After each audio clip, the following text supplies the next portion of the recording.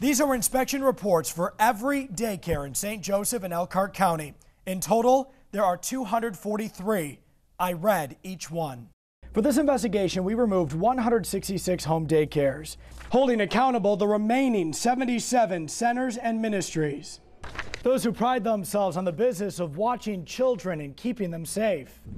Narrowing them down to these, the 5 that we felt were the most concerning. For Stacy Muir, there is nothing more important than her child's safety. Some key things to me especially are the way that my child will be treated. I sat down with Stacy to look over the daycare inspection violations we pulled. So your thoughts as you are looking through some of these reports? A lot of my thoughts are that they are unsafe. I went straight to the daycare directors to get answers, first by phone. The cord on the blinds that was low enough to be considered a strangulation hazard? Yeah, we actually don't have blinds anymore. We actually took them all down. Then I went to see Jennifer Fisher at Foundation's Child Care Center in Elkhart in person. So there was no strangulation hazard? In our opinion, no, none whatsoever. But in their violation, it does state that there is. Not in the state inspection, but something that I observed while touring Foundations. Well, you're not recording poop on the floor, are you?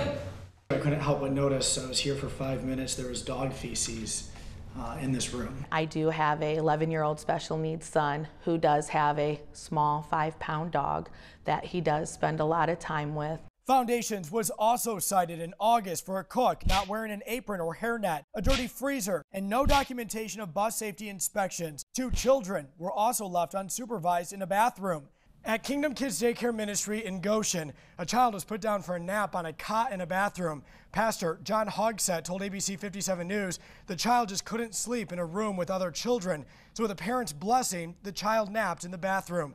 The daycare was cited because of the danger of an open toilet nearby. I did not know that was going on at the time, but the 2 teachers who were in charge of that class have since been let go and no longer working for us. Now, safety expert Shannon Gage, who consults daycare directors ensuring your kids are safe. Well, it all kind of has an underlining health and safety. You don't eat in your bathroom, you don't sleep in your bathroom. Next, Goshen's Walnut Hill Early Childhood Center. Is Miss McCrory available by chance? Director Carol McCrory agreed to meet with me about inspectors finding borax snow spray, whiteout, batteries, and scissors all in reach of children. Inside, I discovered several uncovered outlets like these within a child's reach. McCrory refused to go on camera. The next day, she told me that because of our investigation, this new safety checklist is now in place. Before, Walnut Hill staff checked everything once a month. She says now that list will be checked every day. Care Bear Learning Center in Osceola also got written up for uncovered electrical outlets. Owner Nancy Canapeel says that was an oversight by her staff. Nevertheless, those outlets should constantly be covered for the safety and the well-being of the children. It's very simple to forget an electrical outlet, but also depends on the age of the classroom.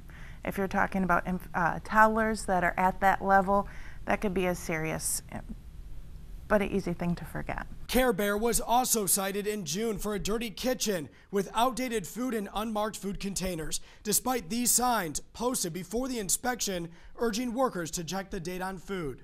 And probably the one violation that will make you squirm, where a bloody tissue was not disposed of properly. Mike Garatoni runs Growing Kids Learning Center on Bendix Drive. When you read it, it sounds terrible.